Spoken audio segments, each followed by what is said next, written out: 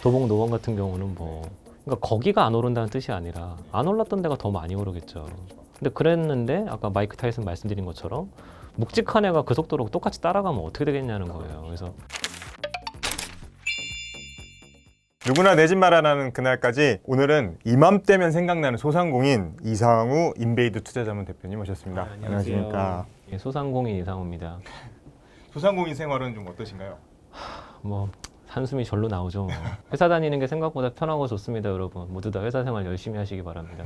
월급 주는 거, 받는 거, 주는 입장은 전 아니지만 받는 입장 굉장히 좋은 겁니다. 아, 부동산 라이프.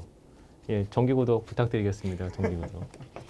도와주세요. 네. 지난해 말 그 저희 채널에 나오셔가지고 2021년 가격을 전망하셨어요. 근데 이제 서울이 9.9% 상승할 거라고 내다보셨는데 아, 그거 저거 뭐야? 제 마음에 그냥, 네, 그냥 마음으로 그냥 그렇게 부르기로 하겠다라고 했었죠. 네. 근데 이제 5월까지 벌써 올해 들어서 6.6% KB 기준으로 올랐더라고요. 그거는 지수 기준. 아, 네. 그리고 평균 매매가 기준으로는 조금 더 올랐을 거예요. 8은 안 되고 네. 7.6인가? 7.7인가? 그런 거 같은데 어제 보니까. 그러면은 이미 그 예상하셨던 목표치 대비 막 많이 올라왔는데 그 목표를 상향 조정해야 되는 건 아닐까요? 아유, 절대. 그건 아닌가요? 제가 그냥 마음에 신념에 그런가요? 그랬으면 좋겠다. 네, 올해는 제가 목표치를 그랬으면 좋겠다라고 요만큼만 올랐으면 좋겠다라고 말씀드린 거기 때문에 그냥 거기에 다 묻어 있지 않을까요? 그러면 하반기는 좀 전망을 해주신다면 어떻게 좀 움직일 걸로 보시나요? 올해 시장 똑같을 것 같아요. 상반기나 하반기나 별로 다르진 않을 거라 보고 있고 하나 좀 염두에 두는 건 사람들이 좀 입주 고민을 많이 하시잖아요. 입주가 조금 많으면 이렇다 저렇다. 근데 그 올해의 상당히 중요한 입주라고 하면은 강남 서초인데 강남 서초 입주가 3분기 초반쯤에 거의 끝나거든요. 네, 입주가 좀 끝나요. 그리고 한참 없어요. 그게 좀 약간 걱정입니다. 그러면 하반기 뭐 예를 들어서 좀 구체적으로 전망해 주신다면 어느 정도나 오를 걸로? 아니요, 그런 건 그냥 아까 9.9에다 묻어서 말했기 때문에 올해 연간 9.9% 오를 거라는 걸 그만큼만 올랐으면 좋겠다니까. 또 오해하시는 분들은 야 상반기 때 뭐 8 올랐으니까 하반기 때 1만 오른대 뭐 이렇게 하실 수도 있고 야 6월 달 아직 남았으니까 야 6월 달까지 10% 오르면 하반기 때 마이너스 1%래 이렇게 하시는 분도 있겠지만 뭐 알아서 생각하시면 되겠죠. 연간 전체적으로 봤을 때 올해는 한 9.9% 정도. 그것만 올랐으면 좋겠다라고요. 네, 신념의 표현이라고요. 상반기에 서울 북부 지역 상승세가 좀 두드러졌어요. 아 놀랍죠. 네, 노원이 11%, 도봉이 9.7%나 올랐는데 놀랍죠. 이유가 뭐라고 볼 수 있을까요? 그거 다들 오해하고 계시는 분들 많은데 조금 꽈서 보시는 분들은 야 거기가 좀 싸지 않냐 이게 뭐 완만하니까 뭐 그런 얘기 하시는 분들이 생각보다 많으세요. 근데 저는 왜 그렇게 생각하시지? 라는 생각이 되게 강한 게 서울시장 선거 때 제가 그 공영방송에 한번 끝나고 나서 왜 이렇게 나왔냐 뭐 재건축에 대한 다들 막 열망이냐 그것도 그건데 제가 세금 때문이다라고 말씀드렸었는데 근데 노원이나 이런 쪽은 지금 재건축 이슈가 서울에서 제일 빨라요. 오히려 강남 2구, 강남 3구 여기가 빠른 게 아니라 노원이 가장 빠릅니다. 그러다 보니까 요즘에 작년이죠. 재작년부터 그 목동의 안전진단 하나씩 나올 때마다 목동 가격이 막 들썩들썩 했는데 지금 거기는 단지가 목동보다 한 5배는 많거든요. 그러니까 단지 자체가 많은데 거기다 재건축을 하나하나 하는 것들을 들어보시면 얘기가 당연히 더 많이 나오잖아요. 그러니까 후끈후끈할 수밖에 없죠. 재건축 이슈는 정말 잊지 마셔야 되는 게 옛날처럼 강남만 뭐 이렇게 이슈가 아니라 지금 서울 전역, 뭐 전국 대도시 다 똑같아요. 그만큼 재건축 애들 하고 싶어하는 그 시기가 온 거죠. 이거는 뭐 어쩔 수 없는 부분인 것 같습니다. 근데 서울에서 북부에 다 몰려 있죠. 아파트들은. 서울에 아파트가 여기저기 있지 않습니다. 다들 오해들을 많이 하고 계신데 아파트가 정말 많은 지역은 몇 군데 없어요. 예, 거기들의 재건축 시기가 왔다. 특히 이제 지금 현재 두드러지게 나타나고 있는 노원과 도봉이 네. 많은 아파트 단지 특히 노원에 많죠. 도봉은 그렇게 많지는 않고 노원이 엄청나게 많죠. 상계동, 상계, 중계, 하계, 월계. 그렇죠. 이것들 재건축 연한이 다가오면서 집값이 지금 오르는 거라고 봐야 된다. 사실은 연하이 넘었어요. 네. 중계, 하계는 좀 안 넘었고 상계동은 넘은 지 한참 됐죠. 88 올림픽 생각해 보셔야 됩니다. 88 올림픽. 그렇죠. 그 당시에 거기에 이렇게 지송이 됐던 곳이니까. 88 올림픽이 도대체 언제예요? 호돌이가 언제예요, 도대체? 그래서 저 초등학생 입학할 때쯤 봤던 것 같은데. 초등학생 입학할 때쯤 봤던 것 같은데. 그때 새 집이었습니다. 그때 새 집. 네. 그때 그러니까 지금은 충분히 넘고도 넘었다 얘기시죠. 근데 참고로 이제 저기 용산구 같으면 그거보다 한 20년 더 된 것 같고 그렇죠.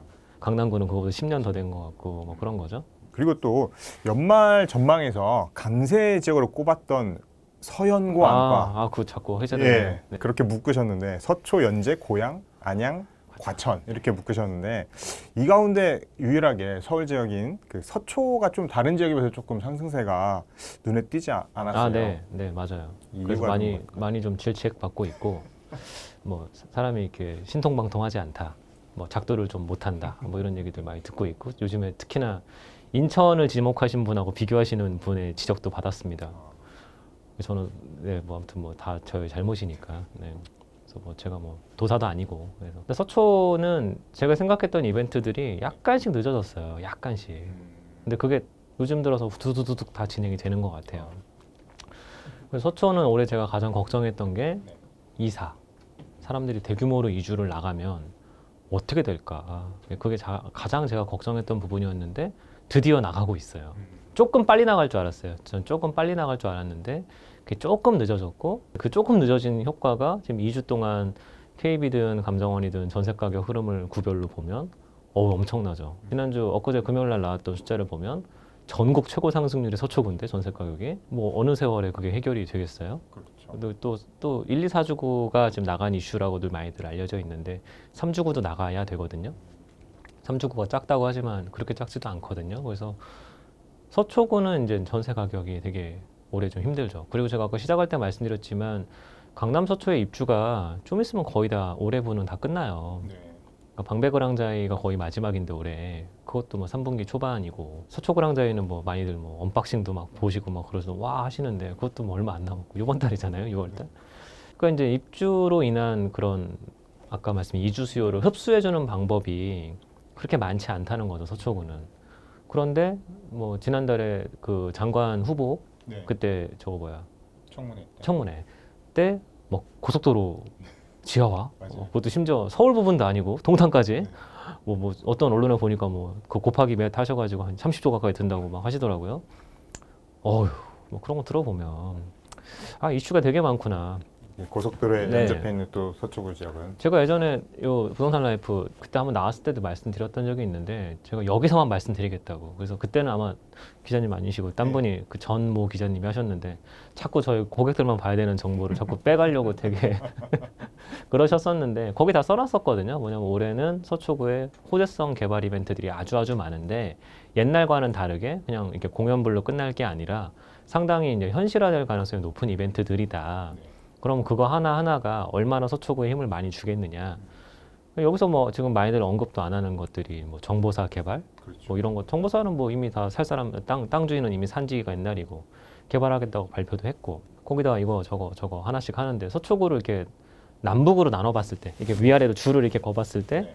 줄이 몇 개가 생기는 거죠. 근데 거기에 탕탕탕탕 걸리는 거죠. 그래서 오른쪽으로 이렇게 격자로 만들면 다 걸린 애가 되는 거죠. 그래서 그게 서초구의 올해 이슈였던 것 같아요. 그래서 북쪽부터 남쪽까지, 서쪽부터 동쪽까지 이슈가 다 있어요.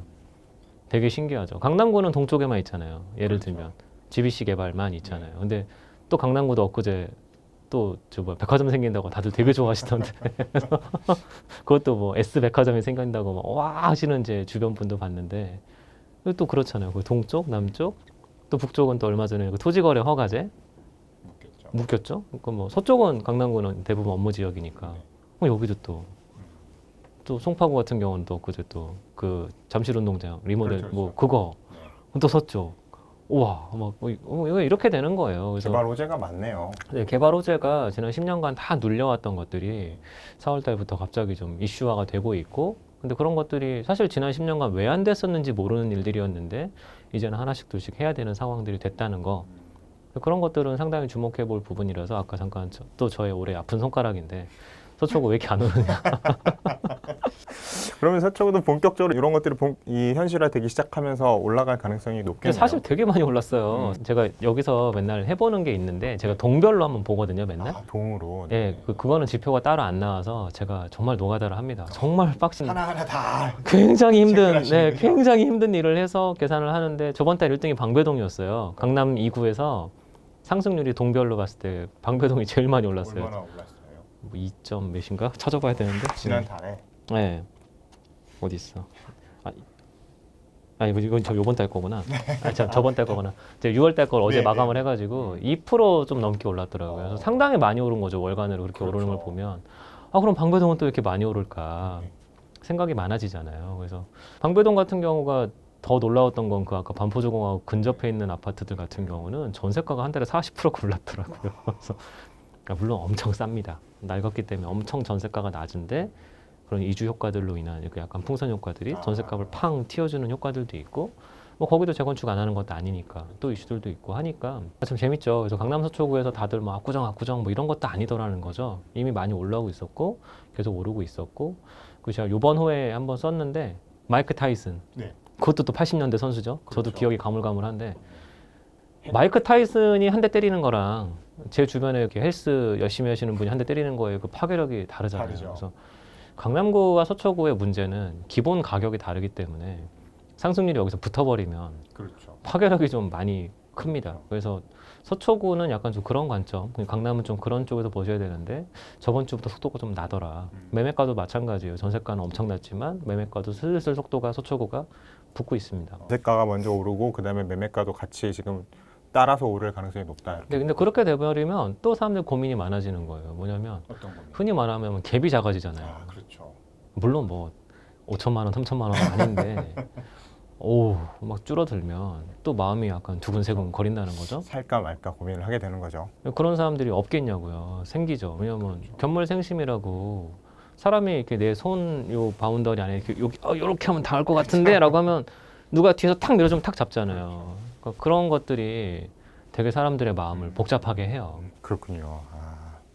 그리고 벌써 또 방금도 얼핏 말씀해 주셨는데 벌써 6월인데 하반기 이제 매매가 그리고 전세, 매매 및 전세 포함해서 좀 불안이 좀 심해질 것으로 보이는 것을 짚어주실 수 있을까요? 전부 다 할 것 같은데요. 서울시 전역. 아니 전국이 다 그런 것 같은데. 전국이. 제가 매주 가격을 말씀을 네네. 드리고 있는데 페이스북 같은 데로 통해서 말씀을 드리고 있는데 서울은 올해 거의 안 올랐어요. 참고로 엄청나요. 지방 같은 경우 특히 경기도 같으면 서쪽, 고양 파주 그쪽부터 김포를 통해서 인천을 통해서 저 밑에 시흥 저기 평택까지 이쪽이 빨개요. 서쪽이 그 미세먼지 지도 같아요. 왼쪽으로부터 오는 이렇게 거죠? 그라데이션이 돼 있어요. 그래서 그러면 이게 과연 무슨 의미가 있나? 그래서 뭐 특정 지역을 말씀드리면 무슨 의미가 있나? 그래서 근데 이 지역들이 지금 무슨 이렇게 돌아가가지고 뭐 투자 수익 심리가 뭐 이렇게 가서 풍선 효과도 아니고 그냥 거기는 거기 나름의 힘들이 있어서 오르는 거거든요. 그러니까 하반기도 똑같겠죠. 그 이슈들이 없어지지 않았으니까. 근데 또 거기다 최근에 그 원로 여자 배우 이름 자꾸 나오잖아요. 언론에도 그 뭐 김부. 네네네. 네, 저 사진 맨날 보고 막 네. 덕분에 저희 고등학교 선배님 사진도 자꾸 보는데 그 권상우 씨 저희 4년 선배신데 같이 나온 사진이 인터넷에 보면 이렇게 영화에 나오잖아요. 하고 싶은 거 해 그거 있잖아요. 그래서 맨날 자주 봐도 되게 반갑긴 한데 그런 이슈들도 지금 해결을 어떻게 하냐에 대해서 시끄럽잖아요. 그렇죠. 심지어 국토부뿐만 아니라 뭐 집권당 옛날 대표나 막 정말 다 큰 나서- 이슈로 네, 다 나서서 나서 이거 해야 된다고 얘기를 하고 있으니까. 그러면 거기도 뭔가 있을 거 아니에요, 액션이. 그러니까 지금 아까 말씀드렸던 악재라고 생각되는 일들이 터져 나와도 쉽지가 않죠. 그러니까 다들 힘들이 있어요, 뭐가. 근데 다른 지역들은 정말 호재가 막 있잖아요. 근데 꼭 서울, 강남, 서초에만 있는 것도 아니고 여기저기 다 넘쳐나는 것 같고 정말 개발을 10년 동안 너무 안 했지 않았나. 그러니까 안 하다가 하니까 이렇게 되죠. 근데 지금 와서 또 안 할 수는 없잖아요. 하긴 해야 되는 것들이고. 그리고 그렇다면은 이거는 지금 전국적으로 지금 벌어진 현상이다 이렇게 말씀하셨는데 서울에서는 좀 짚어보면 어디가 좀 있을까요? 서울은 뭐 너무 많아서 그래서 개발이 진짜 한두 개가 아닌데 그런 지역 개발뿐만 아니라 그리고 올해 제일 안 오른 게 강남 서초라서 그러면 강남 서초가 지금 오르고 있으니 다른 지역은 이미 다 계속 오르고 있다. 다른 데들은 자기 속도대로 가고 있고 아까 말씀하신 도봉 노원 같은 경우는 뭐 거의 탈서울 수준의 상승률을 보이고 있는데 그러니까 거기가 안 오른다는 뜻이 아니라 안 올랐던 데가 더 많이 오르겠죠. 근데 그랬는데 아까 마이크 타이슨 말씀드린 것처럼 묵직한 애가 그 속도로 똑같이 따라가면 어떻게 되겠냐는 거예요. 그래서 그게 걱정이라고요. 그래서 작년 말부터 계속 말씀드렸던 이슈가 그런 것들입니다. 정부가 사실 강도 높은 공급 대책까지 내놨는데도 집값이 이렇게 안 잡히는 건 왜일까요? 사람들의 마음을 못 샀던 거 아닐까요? 심리다. 결국은 심리를 안정시킬 정도의 얘기를 해야 되는 건데 어디까지나 자기만 마음에 드는 숫자를 내놓는 것 같은 느낌? 좀 그런 느낌이에요. 뭐냐면 정부는 사실 그게 필요한 거잖아요. 항상 국민들에게 그 뭐더라? 그 영국 2차 대전 때 처치. keep calm인가요? 아니 뭐 있잖아요. keep calm 뭐 영어를 잘 못해가지고 침착하라고 한 거 네네. 있었는데 그런 것들을 딱 정부가 발표를 하면 국민들도 침착해야 되는 게 원래 정상이죠. 원래. 그렇죠. 그렇죠.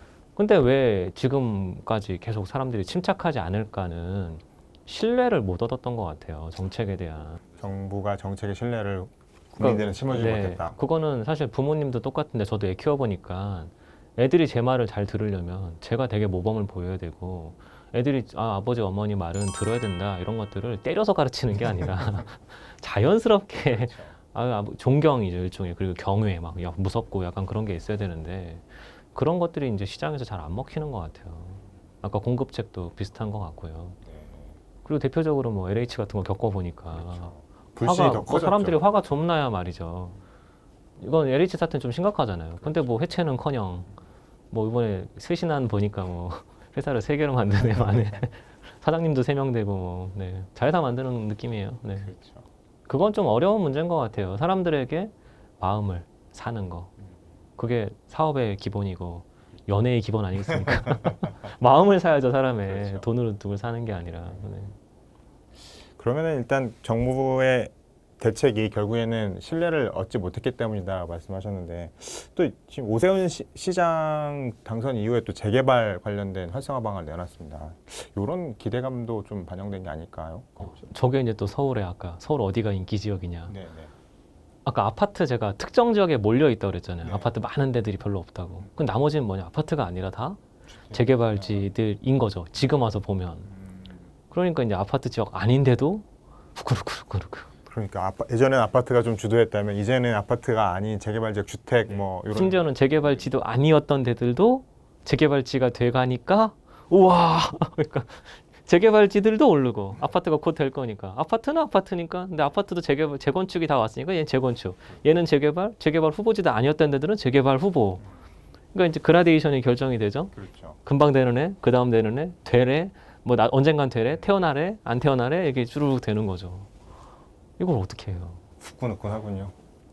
저는 80년대 생각난다고 요즘 많이 말씀드려요. 그래서 저는 아직도 기억이 좀 생생해요. 그래서 그때는 이게 아파트가 아니 청약홈 그런 거 없어가지고 그렇죠. 줄 서서 했거든요. 분당 일산 할 때 다 줄 서서 했고 그때도 돈 주고서 자리 맡아주는 알바가 있었대요. 그건 저도 몰라요. 근데 지금 그때랑 똑같아요. 예측하셨던 대로 서초 빼고 연고 안과 연제, 고양, 안양, 과천의 상승세가 대단했습니다. 아니요, 과천 안 올랐어요. 이것도 항상 혼나는 내용이에요. 아 그렇군요. 그 상승세의 원인을 다시 한번 진단해 주실 수 있을까요? 이거 작년에 이거는 좀 말씀드렸던 기억이 납니다. 사실 강남은 따로 제가 말씀 잘 안 드리는 편이고 그냥 다 아실 분 다 아시기 때문에 이게 요 지역들이 올해 입주가 되게 많아요.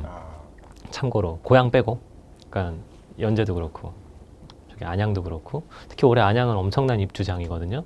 근데 입주장이면 빠져야 되잖아요. 그렇죠. 보통은 공급이 네. 많이 들어오니까요. 그럴 리가 없죠 요즘엔. 입주장이 더 오르죠. 그러니까 이게 올해 특징이고 앞으로도 계속 특징일 건데 앞으로 입주장은 무조건 더 많이 오를 가능성이 큰데 물론 그럴 일이 없습니다. 이제 앞으로 입주가 많지 않기 때문에 입주가 많으면 그 동네 집값이 달라져요 이제. 새 아파트가 들어오면서 가격을 다 끌어올린다 이런 말씀. 입주가 많다는 얘기는 새 아파트가 엄청나게 많이 들어온다는 거고 그러면 그 동네가 다 바뀐다는 뜻인데 근데 그 아파트가 뭘로 들어왔겠어요? 재개발로 들어왔을 거란 말이에요. 경기도 같으면 재건축은 아직 멀었으니까. 서울이나 재건축이지 경기도는 5대 광역시랑 서울은 재건축 시즌이 왔는데 이제 올 건데 경기도는 아직 재개발이에요. 네. 그러니까 이제 재개발로 들어왔다는 거는 그 동네에서 가장 낙후된 지역이 가장 좋아지는 건데 그럼 얘가 그러니까 반에서 30등 하던 애가 갑자기 1등이 되면 그러면 반에서 1등 하던 애들이 어이가 없잖아요. 나는 내가 원래 더 좋은 지역이었는데. 그러면 엄마한테 가서 엄마 나 1등 가해 붙여줘요. 엄마 이렇게 되잖아요. 뭐 뭔가 잘못됐어. 쟤 뭔가 이상한 거 받은 것 같아. 엄마 저 돈 발라야 될 것 같아. 이러면은 어떻게 되겠냐고요. 그게 문제인 거죠. 그게 아까 지역들이 그게 바로 그 특징이 있어요. 그렇군요. 빵 좋아지니까. 연제 그리고 고향 안양이 그 두 번째는 그 동네에서 가장 낙후됐던 지역이면 네. 거기가 없어졌잖아요. 그렇죠. 그럼 동네 레벨이 확 올라가는 거예요. 나쁜 게 없잖아요. 네. 이제 막 지나가다가 막 좀 허름하고 밤에도 약간 좀 막 닫혀 있고 재개발지 같은 막 빨간색 막 라카로 막 철거 막 이런 거 써 있고 막 유리창 깨져 있고 우범지대인데 그렇죠. 그러면 확 그럼 다 우와 이렇게 되잖아요. 주거 지역이 주거 환경이 확 좋아졌다는 얘기죠. 확 좋아졌죠. 근데 주거 지역만 좋아졌냐? 아까 집값이 비싸지잖아요. 네. 그럼 거기에 입주한 사람들은 소비력이 더 높을 거 아니에요. 기존보다. 그럼 상업 기능도 높아지죠. 그렇죠. 그러니까 이제 이게 영차가 되는 거죠. 그러면서 계속 좀 올라가는 상승 국면을 탔다 이렇게 봐야 되겠죠. 그게 엄청 커요. 근데 그렇게 되면 또 하나의 또 이슈가 있어요. 아까 제가 저는 학교 예를 자꾸 드는데 옆에 애가 갑자기 뭔가 특급 과외를 받고 와서 성적이 팡 뛰었어요. 그럼 옆집에 똑같이 20등 정도 하는 친구들 나도 해야 되겠다. 그러면 이제 어떻게 돼요? 재건축도 하고 싶어지죠. 그렇죠. 재개발도 안 하던 애들도 하고 싶어지죠. 지금 서울 장위동도 비슷하죠. 안 하다가 옆에 아파트가 빵 들어오니까 얘는 2020년, 얘는 1960년이 공존하니까 이럴 수는 없잖아요. 20세기 소년 만화도 아니고. 그러니까 이거 되게 긍정적인 변화예요. 저는 그래서 그 매기 효과라고 그러나요? 뭐죠? 뭐 이렇게 네, 메기 한 마리 던져 풀어놓으면. 네, 그거랑 똑같은 것 같아요. 근데 그건 약간 나쁜 뜻으로 한 명 이렇게 되게 매운맛을 보여주는 거라고 한다면 이렇게 단맛, 스위트한 거를 딱 보여주면 사람이라는 건 결국은 말도 그렇지만 설탕으로 가르치는 게 더 효과적이에요. 매로 때리는 것보다. 당근 책. 설탕이에요, 설탕. 그럼 이게 결국에는 연쇄적으로 계속 이런 분위기를 타고 올라갈 수밖에 없는 상황이었고. 그게 지난 시간에 우리 서울 얘기할 때랑 똑같죠. 네. 재개발을 하는데도 그렇고. 아니 원래 안 할 때였는데도 하게 되면 그럼 나머지 빈칸들은 그렇죠. 그럼 나도 하고 싶어질 거 아니에요. 그럼 다 하죠. 그리고 주거 환경이 개선이 되면서 같이 올라가는 그런 국면입니다. 네, 근데 그거는 불가피한 거죠. 도시개발을 하긴 해야 되는 거니까. 그렇죠. 근데 노후된 데서 언제까지 방치해 줄 수는 없는 네, 거고. 아까 제가 20세기 소년 말씀드렸지만 20세기 소년 만화가 정말 훌륭하기 그지없는 만화인데 그 잘 한번 보세요. 네, 옛날 그대로 보존하면 안 돼요. 네. 사람들은 계속 새로운 집에 새 집에 살고 싶어하는 수요가 있는데 그리고 여전히 그리고 그 옛날을 선호하시는 분들은 연세 드시는 분들이고 요즘 아주 젊은이들은 나는 경험해 본 적이 없는데 그걸 왜 민속촌을 서울 전부에다 만들어 기억도 없는데 네. 저희 아이들이 맨날 물어보는 얘기예요. 개포 사던 집에 두 동 남아 있냐고 지나가면서 보이니까 저렇게 오래된 아파트. 아빠 저건 도대체 왜 남기는 거예요 얘기를 저걸 왜 기념해야 돼요? 아빠 넌 보기 싫어요 얘기 되게 많이 하거든요. 그러게요. 저는 요즘 항상 많이 말을 하는 게 네. 자녀분들의 의견을 듣고 집을 사시면 후회하지 않습니다. 이렇게 바라보는 시각이 앞서 있다는 거죠. 제발 가족들하고 이렇게 뭔가 상의를 그래서 꼭 해야 되는데 배우자랑 가족들 말이 잘 안 틀려요. 특히 어린이들 말들이 거의 정확해요. 어린이들 그거 있잖아요. 누군가 내가 애들한테 안녕 뭐 이렇게 얘기하는데 우는 애들 있잖아요. 네. 그럼 내가 잘못된 거예요. 내 인상에 뭐가 상당히 문제가 있는 거예요. 평소에 이렇게 이런 거 연습도 좀 하고 살아야 되더라고요. 저도 요즘에 항상 애들을 이렇게 그렇게 하시는 거죠. 자상한 표정으로 합니다. 네. 만지진 않고. 네.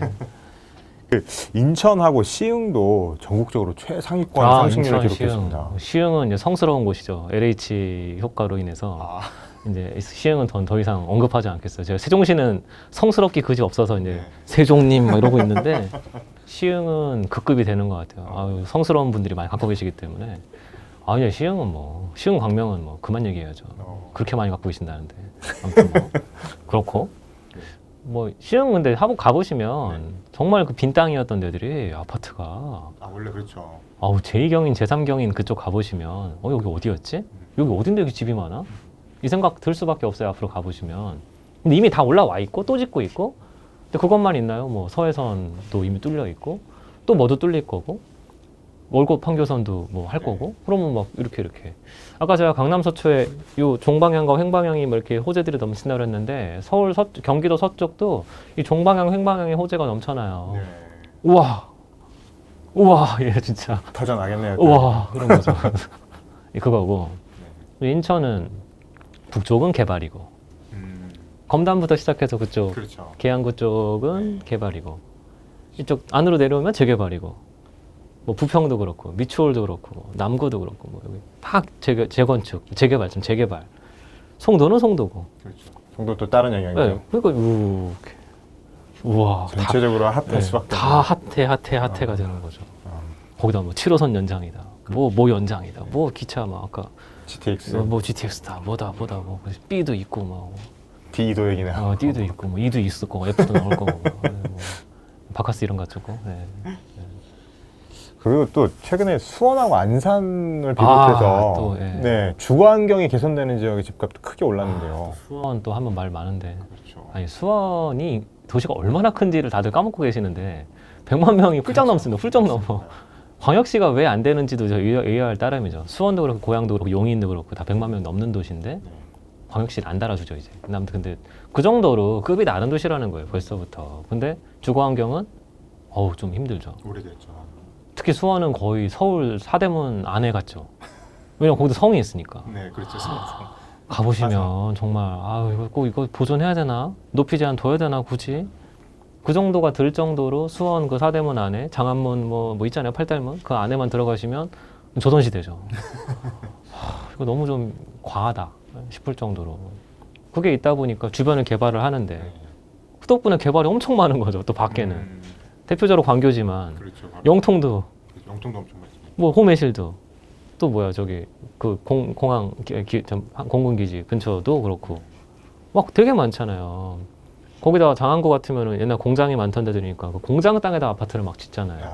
그럼 공장이 좀 넓어요. 막 지면 3,000세대, 5,000세대 막 쭉쭉쭉쭉 올라오니까 와 새 아파트들 이게 수원.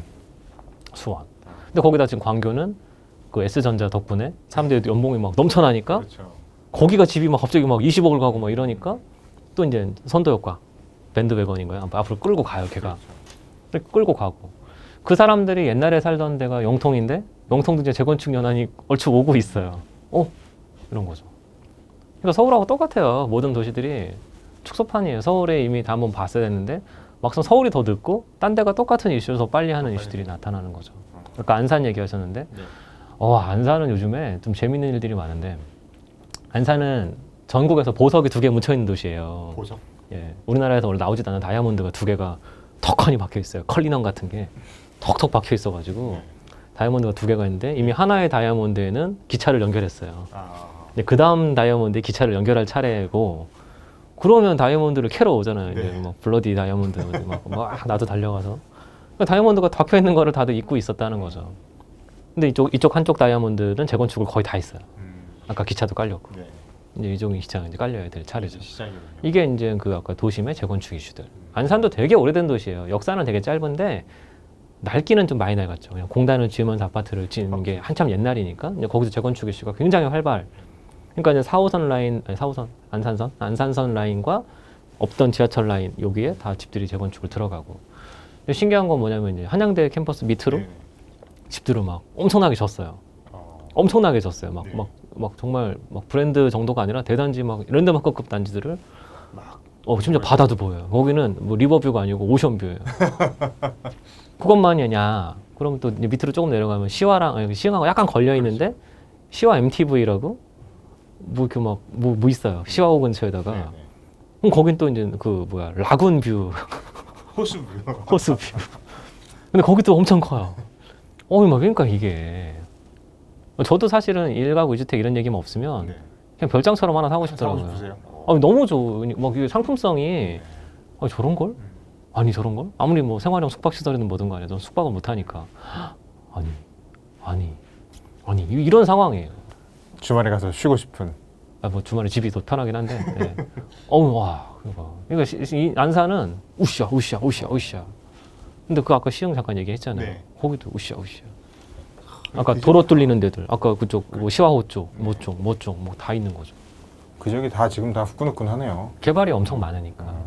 근데 개발을 뭐 이걸 하지 말라고 어떻게 하겠어요? 그렇죠. 다 지역 이슈들이 다 있는 건데. 수원과 안산처럼 주거환경 개선되는 지역이 또 이런 식으로 하반기 이런 현상이 두드러질 만한 곳이 또 어디가 또 있을까요? 서울. 서울은 뭐 한참 많이 말씀해 주시죠. 경기도는 뭐 아까 말씀드렸던 것처럼 서쪽은 구도심은 낡았고 평지도 빈 땅도 많으니까 개발과 도시 재생이 도시 정비 다 같이 가는 거고. 동쪽은 더 많겠죠 당연히. 옛날부터 개발된 도시들인데 뭐 용인, 뭐 성남, 뭐 남양주, 구리 남양주 생각보다 되게 크거든요, 도시가. 거기도 크죠. 사람들 살던 데들은 또 이제 거기든 재개발도 하거든요. 예, 그런 거 되게 많아요. 의정부도 그렇고. 요즘 동두천 엄청나게 오르는데. 그렇죠. 뭐 예, 뭐 그런 거. 의양동 요즘 얘기하던데. 뭐 많죠. 네. 너무 많아서. 네. 네. 경기도, 아니, 그러니까 아까 제가 전국 이슈라고 그랬잖아요. 그렇죠. 다 똑같다고 상황이. 그러면 좀 그 반대로 작년에 두드러지게 올랐던 세종이 올해 좀 주춤한데요. 주춤한 게 이 정도입니다. 다른 데에 비해 상대적으로 10% 오른 것 같은데 5월달까지. 작년에 한 80% 올랐죠, 연간으로. 너무 상대적으로 조금 그런데 좀 뭐 이렇게 조금 변화가 있었던 이유가 있을까요? 세종시 자꾸 오해하시는 분들이 많죠. 뭐냐면 이게 다 인위적이다. 뭐 국회를 뭐 이전하기로 했다. 뭐 결국 뭐 말장난 아니냐. 뭐 이렇게 하시는 분들이 있는데 저는 세종이 약간 특수관계가 있어요. 저희 부모님 사시기 때문에 아 그러시구나. 가끔 가는데 갈 때마다 되게 좋아져요. 맞습니다. 눈에 띌 정도로 좋아져요. 왜냐면 특별시잖아요. 어쨌든 세종 특별자치시잖아요. 그 특별이라는 데가 붙은 게가 서울하고 세종하고 제주도밖에 없지 않나요? 네. 특별한 도시가 됐어요. 그러니까 결국은 이게 민간의 힘으로 만든 건 아니에요. 그러니까 의도가 약간 있어요. 근데 그 의도가 있다는 거는 정부가 그냥 내버려 두고 있는 도시는 아니라는 거예요. 정말 힘을 들여서 제대로 된 도시를 공들여 만들겠다는 얘기를 하는 거는 그만큼 도시가 제대로 된 게 나온다는 거예요. 제가 이번에 오랜만에 부모님 못 뵈러 가서 뭐 거리두기 때문에 못 보러 가다가 한번 갔었는데 수목원이 아 벌써 완성됐나요 이제? 아니 뭐 나무는 안 커서 좀 애매하지만 우와 옛날에 자리만 있었거든요 그게. 우와 아 좋습니다. 그러니까 세종 수목원이는 시 보신 적 있어요? 서울의 수목원 얼마 전에 마곡에 뭐 식물원 생긴 거밖에 없잖아요. 저기 있죠. 저기 어디야? 홍릉에 조그맣게 있죠. 예. 아우 거기 진짜 가보면. 그러니까 세종시는 그런 느낌이에요. 뭐가 하나 딱 있으면 우와요. 그렇죠. 우와. 계획해서 만든 거니까. 그거를 사람들이 그냥 있겠어요? 저는 대전 출신이지만 저는 어릴 때 그런 거 한 번도 못 봤어요. 지방 출신들은 많이 느끼실 거예요. 웬만한 도시에 사셔도 부산 대구에 사셔도 웬만한 경험들이 없어요. 수도권에는 있었을지 몰라도. 근데 지금 부산에도 롯데월드 생기잖아요. 저기 가시리안가 오시리안가 거기 생기잖아요. 생기잖아요. 지방에도 막 테마파크 생기잖아요. 아까 시흥에도 뭐 또 뭐 한다면서요. 화성인가요? 그 신세계에서 뭐 한다고 그러잖아요. 아 네네네. 그러니까 이제는 3만 불 시대가 되고 경제순위 10위권 나라가 되다 보니까 각 도시들마다 이렇게 되는데 세종시는 이거를 정부에서 계획적으로 하면 도시의 질이 완전 다르죠. 그러면 아까 대전 사람들, 청주 사람들, 인근 사람들은 좋은 데로 가야죠. 이렇게 돼요. 근데 이제 그러고 싶은 거예요. 10년 됐는데 10년 전에는 먼지 풀풀 날리고 아우 막 뭐 없고 막 다 공실이고 막 그건 끝난 거죠. 물론 공실 엄청 많은데 그게 세종시의 힘이죠. 가보시면 놀라우신데 대부분 안 가보시고 그런 얘기해요.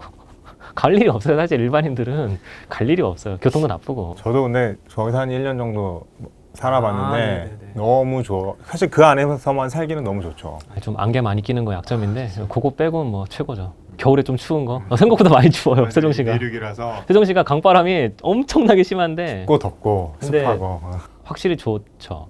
그리고 산도 없고 평지고 완전 평지고. 다 깎았기 때문에 뭐 기가 막히죠.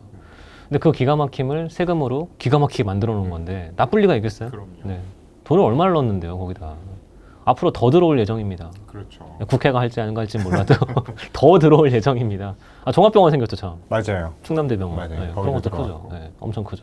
근데 좀 뭔가 예전에 좀 부족했던 도시의 기능들이 다 확충이 되면서 확실히 세종이 더 좋아지고 있다라는 근데 느낌. 확충 정도가 아닌 게 아니, 인구 40만, 50만 도시에 그런 도시가 전국에 어디 있어요?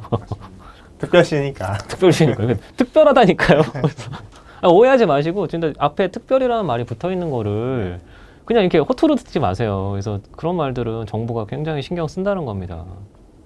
특목고가 괜히 특목고가. 김포의 집값을 요즘 김포. 어떻게 봐야 될까요? 여기 지금 뭐 김포는 말을 좀 조심해서 해야 됩니다. 왜냐하면 이렇게 오해하실 분들이 많아서 GTX-D 때문에 올랐다고 생각하진 않아요. 전 힘이 넘쳐나요. 좋아졌어요. 거기도요. 예, 김포 한강 신도시의 완성과 그 옆에 있는 고촌이나 이게 풍무나 거기도 쭉 다 들어와줬고 그러니까 이제 골드라인이 너무 사람이 많은데 그러니까 골드라인을 왜 두 개 이건 뭐 제가 할 얘기는 아니지만 수요 예측이 잘못됐다는 것도 맞아요. 그러니까 주민들 얘기가 맞아요. 틀린 얘기는 없어요. 근데 그러니까 좀 근데 말씀드린 거는 김포는 확실히 좋아졌어요. 확실히 좋아졌어요. 그 뭐죠? 올림픽대로 타고 네. 쭉 갈 때 굉장히 오래 가잖아요. 김포한강 신도시가 굉장히 큰데 옛날 같으면 김포공항부터 약간 이렇게 한가졌었는데 그런 거 없잖아요. 쫙 가잖아요. 강화도 가는 데까지 거의 꽉 차 있잖아요. 쫙 펼쳐져 있죠. 그게 답이에요. 엄청나게 많은 사람들이 살게 된 도시가 된 거예요. 세종시의 작은 버전이라고 보시면 되는 거죠. 대신에 아까 그런 것들을 왜 이렇게 했을까? 그러니까 그건 저도 모르겠어요. 왜 그런 일이 벌어졌는지 저도 모르겠지만 사람이 이렇게 살게 되면 뭔가 해줘야 되는 건 맞죠. 그러니까 사람들이 아까 제가 마음을 못 샀다고 옛날에 말씀드렸던 이유가 그거예요. 저는 그런 거 싫어요. 밥 사줄 거면 야 지금 밥 먹으러 가자 이래야지. 그렇죠. 야 내가 3일 뒤에 밥을 사줄게. 그래놓고 이틀 뒤에 야 바빠서 안 되겠다. 이거 어디서 많이 듣던 얘기 아닙니까? 그리고 그때 분명히 사줄 때 분명히 막 한우 사준다 그랬는데 갑자기 딴 거 사주고 막 생선구이 사주고 뭐 이런 분들 어르신들 좀 그러시면 안 돼요. 네. 버카로 사주시면서. 네. 일각에서는 저희 한국의 지금 집값 거품이 정점에 달했다는 분석도 뭐 노벨상 있습니다. 수상자도 막 한국 얘기도 막 하시고 막. 한국 집값은 어느 정도 수준까지 왔다고 평가하세요? 싸진 않죠. 싸진 않죠. 근데 쌌던 적은 몇 번 없었던 것 같아요. 그렇죠. 진짜 쌌던 적은. 그러니까 종종 뭐 IMF 얘기하시는 분들이 있는데 IMF에서 뭐 3배인가 4배 PIR 뭐 그게 적절하다. 근데 전 세계 그런 도시 하나도 없습니다. 네, 웬만큼 미국은 5배가 안 될 거예요 평균이. 왜냐하면 하도 넓어서. 이상한 데 사시는 분이 많기 때문에 막 차 타고 2시간 걸리는 막 그런 데 사시잖아요. 뭐 집값이 있겠어요 솔직히.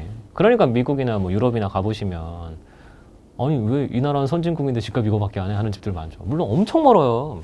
한국으로 치면은 아마 저 경상북도 울진쯤 가야 될 거예요. 엄청 멀다고요. 교통도 안 좋고. 네.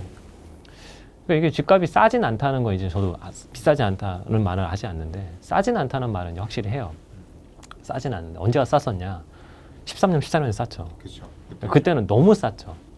너무 싸니까 정부에서 대출을 해줄 테니까 빚을 내서 집을 사라는 얘기까지 했죠. 집이 너무 싸니까. 근데 그때는 안 했죠. 그래서 저는 아까 이 부분이 되게 고민인 건데 정부 정책에 따라서 바뀌어요. 싸다 안 싸다는 바뀔 수 있는 영역이에요. 뭐냐면 주변 환경이 다른 게 많이 높아져 버리면 이게 상대적으로 싸지기 때문에 그래도 싸지는 거예요. 근데 집값을 보실 때 첫 번째는 항상 소득 보라고 말씀드리는 거고 네. 내 소득 말고 남의 소득을 보라고 말씀드리는 거고 누가 돈을 그렇게 많이 버나. 지금 요즘 개발자들 돈 그렇게 많이 번다면서요. 그렇죠. 옛날에 개발자 아무도 안 했잖아요. 옛날에 개발자 돈 많이 번다면서요. 그럼 옛날에 개발자를 했어야 되잖아요. 안 했잖아요. 전망이 밝다고 안 봤으니까. 그렇죠. 2013년에는 집값이 싸는데 비싸다고 생각했던 분도 있었을 거잖아요. 이렇게 될 거라고 생각을 못 하셨던 분들도 있고 하기 때문에 이건 되게 상대적인 건데 결국은 되게 고민되는 것들은 그건 지금부터 전세가가 빠질 거냐. 전세가라는 게 결국은 실거주 가치인데 그렇죠. 전세가가 빠지면 집값이 빠질 수도 있다고 생각하시는 분들 되게 많은데 그럼 거꾸로 지금부터 전세값이 빠질 만한 요인이 있느냐. 그것만 말씀드리고 싶어요. 지금부터 전세값이 빠지기 되게 어렵게 임대차 입법이 만들어져 있어요. 맞아요. 전세 가격이 안정되는 게 주택시장 안정의 첫 번째예요. 근데 저는 왜 이렇게 되는지 모르겠어요. 임대차 3법.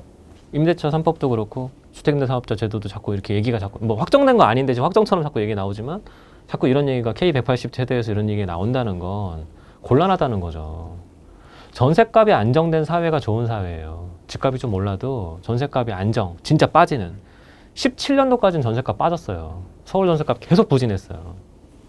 그게 뭘 의미하는지는 이제는 아셨으면 좋겠어요. 무슨 얘기인지 그게. 전세값이 들썩들썩거리면 힘들어요. 그렇죠. 실수요자들 입장에서는. 아까 언젠가 말했지만 집을 꼭 사야 됩니까?는 질문에 전세값이 안정되면 집을 안 사도 돼요. 그렇죠. 네. 올라도 좀만 오르면 안정돼요. 근데 그게 꼭 5% 상한선으로 안정되는 그런 거 아니잖아요. 시장에서 전세를 안정시킬 수 있는 방법이 충분히 있어요. 그동안은 또 그걸로 안정되게 만들었었고. 근데 왜 그걸 자꾸 이렇게 힘들게 하는지는 저도 잘 모르겠어요. 그래서 아까 비싸다 안 비싸다는 논란은 그냥 거꾸로 전세값이 지금부터 오를까요 내릴까요? 그렇게 생각해 보세요. 전세값 오르면 집값은 오르겠죠. 매매가가 전세가 아래에 있겠어요? 아니죠. 물론 그런 적도 있었어요. 있었어요. 아 그래요? 안 믿으시는 분들 계시지만 그런 집들이 꽤 많았던 그게 깡통 전세죠. 흔히 말하는. 그럴 때도 있었어요. 네. 그래서 사람들이 오해가 많으신데 있었어요라고 제가 표현했잖아요.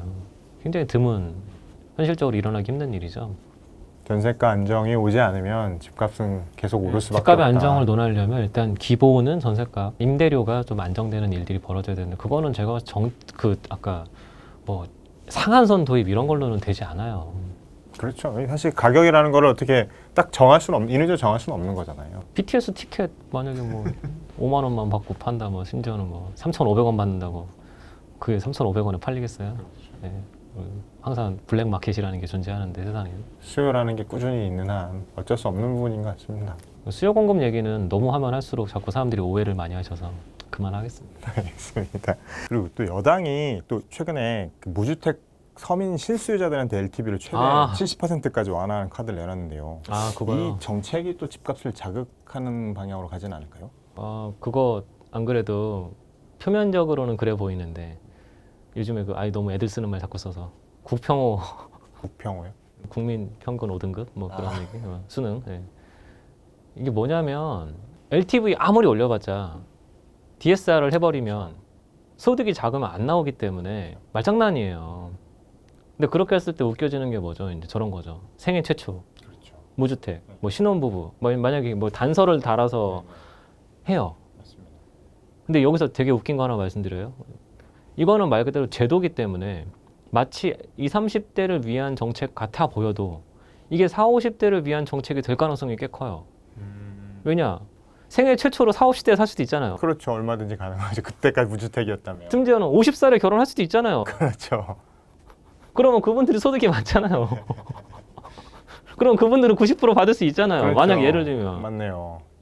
그러니까 이게 뭐냐는 거죠. 그러니까 너무 단서가 많이 붙으니까 다 안 되는 거예요. 뭐가. 그러니까 이게 누가 그러던데 법이 너무 자잘해지면 네. 다 잘 될 것 같지만 오히려 다 안 돼요. 규정이라는 거를 너무 자세히 이렇게 세분화해 넣어버리면 이상한 일이 자꾸 벌어진다는 겁니다. 그래서 항상 단순해야 되죠. 초안제도 나오잖아요. 그렇죠. 그 유방이 어디 들어가가지고 법을 세 개인가만 남기고 다 없애버리잖아요. 단순하게 누구나 다 이해할 수 있게 해야 된다. 근데 너무 점점, 복잡하죠. 네, 그러니까 더 이게 구멍이 생기잖아요. 세제도 그렇고. 그리고 실제 도움을 받아야 되는 사람들조차도 도움을 못 받아요. 아까 그 DSR이 대표적이에요. 그렇죠. 네. LTV 올리면 뭐예요? 맞습니다. 200% 좀 뭐 하겠어요. 다 안 나오는데. 그럼 이렇게 지금 쭉 말씀하신 거 들어보면 뭐 서울이 올해 9.9%? 더 올라갈 것 같은데요. 판사님 전 아무 말 다 하지 않았어요. 알겠습니다. 그럼 이 같은 전망을 바탕으로 이제 무주택자는 좀 어떻게 해야 될까요? 지금이라도 사는 게 맞을까요? 두 가지인데요. 소득이 아주 많으신 분들, 뭐 월 3천씩 버시고 5천씩 버시는 분들은 안 사도 돼요. 뭐하러 사요? 집 계속 앞으로 소득이 굉장히 많이 버는, 예를 들면 연예인 같은 분들이에요. 집에 돈이 너무 많아요. 막 월 소득이 너무 높아요. 그런 분들이 집을 꼭 살 필요는 없어요. 그냥 내가 살고 싶은 집 계속 새 집에서 이렇게 임대로 사셔도 아무 문제가 없어요. 진짜 문제인 사람들은 소득이 낮고 자산이 없어서 내 은퇴 이후의 문제들을 하나도 보장이 안 되는 분들. 국민연금으로 안 되잖아요. 노후 문제가 해결이 안 되는 사람들일수록 자기 자산이 조금 있어야, 그리고 뭔가 이게 안전판, 뭔가 외부 충격이 있거나 여러 가지 집안에 문제가 생겼을 때 막상 돈이 필요한데 아무리 내 얼굴 봐서 신용대출 해주냐 이거죠. 신용대출도 줄이잖아요, 정부가. 그럼 돈 필요할 때 쓸 수 있는 게 결국 나의 자산인데 나의 다른 이름인 거예요. 나의 얼굴 보고 내 능력 보고 빌려주는 신용대출을 안 해주는 쪽으로 자꾸 더더더더 가다 보면 결국은 나의 안전판은 자산이 뭔가 하나 있어야 그때 필요해서 있는 것도 있고, 두 번째는 주거의 안정성이라는 부분도 있고. 근데 진짜 잘 버시는 분들은 주거의 안정성 고민할 게 없죠. 없다니까요. 임대료 내면 되니까요. 심지어 뭐 점세 75억짜리인가? 뭐 얼마 전에 계약 나왔다면서요. 70억짜리. 거기 사시면 되잖아요. 그런 분들은 아무 고민이 없어요. 그런 분들은 집 안 사고 다른 부동산 하셔도 되는 거잖아요. 빌딩도 사시고, 연예인들 빌딩 사잖아요. 맞아요. 연예인들도 아파트 샀다는 말 들어보신 적 없잖아요. 그러니까 너무 이걸 오해해서 들으시는 분들이 많은데, 근데 아예 뭔가의 안전판을 든든한 뒷배경이 부모님이나 다른 분들이 있지 않는 한 뭐가 좀 하나 있어줘야 사는 게 편한데 그게 집인 것 같아요. 그렇다면 빨리 한시라도 이렇게 오래 뭐 이렇게 많이 뭐 오른다고 그런 얘기는 하는데. 하지 않겠습니다. 알겠습니다. 너무 서둘러 필요도 없으시고, 특히 뭐 정부가 좀 사전 청약한다는데 또 얼마나 지금 급하시겠어요, 마음이. 그런 거 하고 싶으신 분들 많고, 청약은 계속 나오고, 든톤주공 도대체 언제 합니까? 그렇죠. 그건 뭐 5천 명 가까이 뽑잖아요. 이건 뭐 거의 저 수능 시험 때 갑자기 서울대 정원이 4만 5천 명이 된 것 같은 느낌이잖아요. 그러니까 이러니까 사람들의 마음이 흥분돼 있잖아요. 조급하고 그리고 이걸 하고 싶잖아요. 차라리 그걸 빨리빨리 해주는 것도 방법일 수도 있죠. 마음의 안정은. 빨리 떨어질 것도 빨리 떨어지고 될 것도 빨리 돼야 마음이 차분해지지. 뭐든지 무슨 입시 발표든 뭐든 다 그날 당장 하셔야 됩니다. 너무 이렇게 52초 뒤에 알려주고 이러면 곤란해요. 오늘은 이상우 대표님 모시고 서울 부동산 전망에 대해서 이야기 나눠봤습니다. 네, 감사합니다. 네, 감사합니다.